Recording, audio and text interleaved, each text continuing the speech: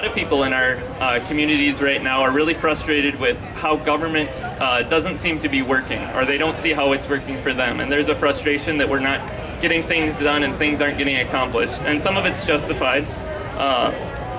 And so there's a frustration with the lack of communication between two different hyper-partisan poles in our country right now, I feel.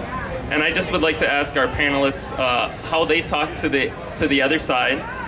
That is, most of us lean a little left of center, I would say, and how do we talk to people who lean a little right of center, and how do we do it in a civil way and in a way that accomplishes goals and is productive? So we'll start with Abu. I think it's a really good question. I have a ton of Republican friends. I actually get made fun of quite a bit because of it. I think it's great. I think ultimately what that fosters is debate, conversation. That's what our democracy was founded upon, having a conversation with the other side. I may not agree with them, but ultimately I think that's how you strengthen your own argument and you reaffirm what you believe. So we've got to be able to reach out, because ultimately none of the problems we can't solve any of our problems without the other side, believe it or not. That may be a bold statement, but every election we go out striving to elect as many Democrats as we can. The reality is not everyone agrees with us, and so we've got to be able to reach out in a pragmatic way on particular issues. That doesn't mean cave on certain things that are foundational to our party and to the beliefs that we have. But on certain issues, we're going to have to work together, and I think it can be done. I think we've seen it in the past. In a hyper-partisan environment, we're going to have to take a risk, but we're going to have to ask the other side to take a risk with us. And sometimes we may do things that may itch at the edges of our party, but ultimately have to be in the best interest of our country. And so as long as I think we find that middle ground on certain issues, we've got to work with Republicans, we've got to work with independents, we've got to be pragmatic in that. And so as long as we can do those things and keep the vision of a better Minnesota and a better America there, then I think we absolutely can do that and move forward.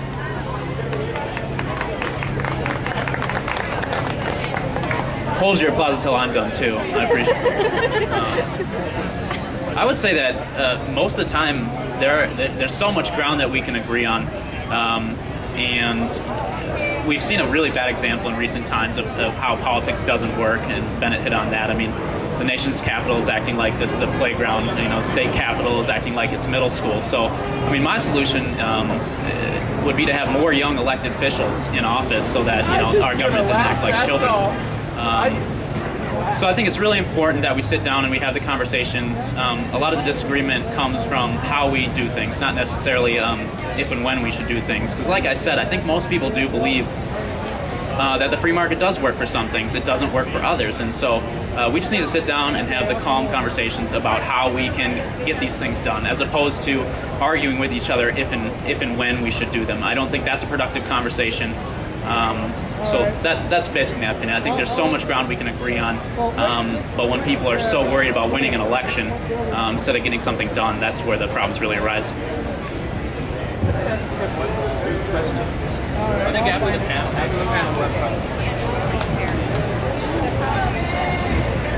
Well, thanks for the question. I think it's a really important one, especially for our time right now. And when I set up here, having been I'm Kate Knuth, a member of the House. I've been serving I'm in my third term, my fifth session this year, and it was a hard session, and I'm not going to gloss it over. It was hard. It was personally hard. It was hard for our state and the families of our state. And so when people paint all politicians with the broad strokes of it's not working in Washington, it's not working at the state house, my response to that is to every day go to work saying, I want to do what's best for the people of Minnesota. Stop. Regardless of party, regardless of background, I want to do what's best for the people of my district and the people of the state. And I'm going to do that in a respectful way that tries to bring people into the process rather than alienate them from the process. And so that sounds great. I guess some examples of how I do that. I come from a suburban district, and so I need Republicans to vote for me to get elected. I have Republicans who vote for me, and I have Democrats who vote for me. I have people who have zero interest in a party vote for me. And I work really hard when I send out emails to my constituents to talk about what's good for the whole state. I definitely bring more of a DFL perspective in terms of the values and policies I'm supporting and promoting, but I don't think coming at it and saying this is absolutely the only way to do it, I think is not how I approach the job. I think it's important to bring in all the different perspectives and focus on really what we all care about, which is the good of our state and the good of the people and the families and the communities here. So it can be challenging work. It's sometimes easier just to retreat into your corner and start, being black and white and saying this is absolutely it and I'm not going to move and change from this. That's kind of easy politics, but it's not good politics for the people of the state. And so I work hard to communicate and carry myself in a way that people say, I respect my legislator, I want to get involved, I'm interested in helping her get elected, or I'm interested in going down to talk to her at the Capitol. She helps me figure out how to get into this process, because when we approach politics in that way, it's not a zero-sum game. It's a how do we make everyone win more, and that's how I approach my job. And I don't always do it perfectly. Some people hold me accountable when I don't. Some people try to get me to change things a little bit. But I think it's an important way to approach the job, and I think that's how I try to do it. I try to do it personally, and try to get my colleagues to bring their best selves to the job they do as well. Thank you, and I would agree with a lot of what Representative Knuth said. Every elected official should be doing what's best for the people. Not only the people that voted for them, but everybody that lives in their district. Because once we get elected, even though I'm a Democrat, I still represent the Republicans that live in my district. I still represent the independents that live in my district. So, it's important that every elected official make sure that they're making their decisions what's best for everyone. And once you become part of it, part of government, you have to make sure that government functions. And, the state government should have never shut down. We should have never had the debt ceiling sort of being held hostage at the federal level. Once you become part of government, it is your responsibility to make sure that you can accomplish some things and make sure that it's functional. One thing that I think that I do, and maybe I have an advantage in this, is I represent Greater Minnesota. I represent the Iron Range, and so being that it's easy for me to reach out to a lot of Republican members that also represent rural areas, because we have a lot of issues in common. There are some issues that I'm never going to agree with Republicans on, but when there are issues that you agree with the other side of the aisle on, it's important to approach them and work together on those issues, because that's going to build up your relationship, and then you're able to work with them in the future and discuss issues that you don't agree on. And so I think that that's sort of the best way for people to work together, is find that common ground, talk about it, work something out, and get it done.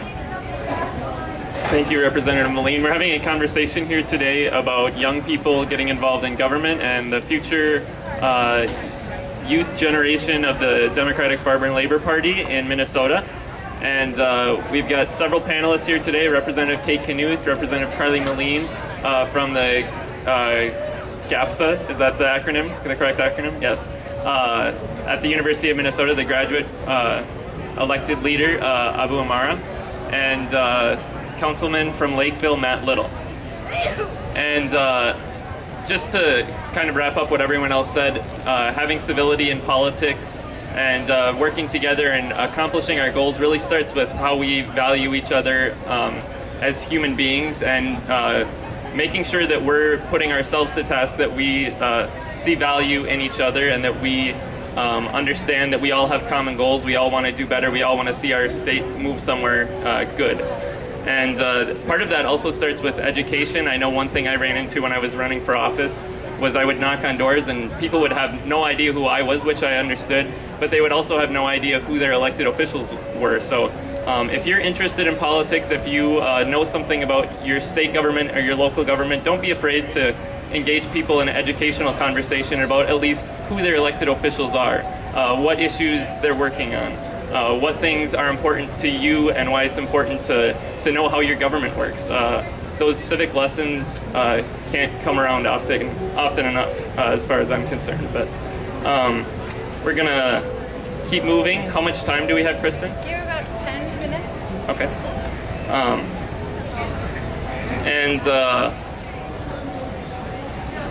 I don't have a question. So, does anyone from the audience have a question? Okay. Please, Would you like a microphone? I just would. I teach students because schools will not teach them because they're ahead of education. They won't give them summer school education because they are smarter. How can you say that you're trying to have them come ahead when then they won't want them to come ahead in education? I teach them because the schools won't. Could you repeat the question just because I didn't actually fully understand it? There are poor people I teach because they are ahead of most grades because they're ahead in their grade, they can't get summer school. And then I teach them instead because the schools won't let them go in and learn ahead. I think that speaks to a broader issue of access. I mean, what do we value once again? I don't want to make sure we're just closing the achievement gap. I think that's a specific example. We want to raise the boat for everybody. So that means give access to all students. I'm with you. I don't think there's an argument here. I think... Why then does the state say they only can to those that aren't ahead? And that's a question of policy. And this goes back to getting involved with your government, contacting your representative, and letting them know where you stand on a particular issue. We're going to wrap up our panel with one last question, and it's just about advice. And for young people especially, if you're looking to get involved in politics in our state, what are some of the first things you should think about, some things you should consider? And we're also going to ask all of our panelists what fair food they're going to go sample after we leave here. So. I'll repeat some previous comments I made about taking risks. I think if you're going to run for office, you have to take a massive risk. And when you do so, you have to be ready to do the work. You also need one thing, and this is what I found when I ran. You need one thing, and that's one person, no matter what you do or say or any mistakes you make, you can go to them and they'll say, you're doing a great job. And so make sure that's not a family member, too. So that is the one thing you need, but let's not skirt around the issue. You have to do the work. You have to talk to people. You have to knock on doors, and whether people agree with you or not on the issues you're taking, you have to continue to explain your issues and why you believe them, and pick things that you actually believe. Don't pick things that you think people will want to hear, because that lack of sincerity is going to come across, and people won't take you seriously. And then lastly, just in terms of fundamentals, you have to be able to raise some money, and that's a critical thing in American politics, whether we like it or not. You have to be prepared to do the door knocks, and also to raise the money. Otherwise, running will be ineffective. The other thing I would say is look for opportunities to make a difference outside of politics. Politics is frustrating and it's slow. And so look for ways, if you are really concerned about the environment, well, go do something locally that you can make a change. If you're concerned about social issues, well, go volunteer at a food shelf. These are really easy ways to make a difference without having to be involved in politics. And then I guess I'll just say, I think everybody up here is taking campaign contributions, but for me, I'll take cheese curds and a Pronto Pup in exchange for a contribution. So thanks everybody for listening, and thanks all the panelists for coming here. It was a lot of fun. All right, once again, my name is Abu Amar. Last year I had 11 corn dogs in 10 hours, so I'm gonna not do that this year. And just some advice that I would have. Many times I think we get frustrated with our government because we don't perceive them as responding. I challenge each and every one of you to engage just a bit more, to understand the issues a bit more, to understand the nuances a bit more, understand where that elected official is coming from. I think it's very, very easy to criticize, but it's very, very, very difficult to govern. Very difficult. And so what we saw in St. Paul, it's very easy to point the finger. I think we need to look in the mirror a bit as Minnesotans and as Americans. Our government should be a reflection of who we are and how we engage with that democracy. And so I just challenge each and every one of you to read a little bit more, to learn a little bit more about the issues, to talk a little bit more. Send an email every once in a while to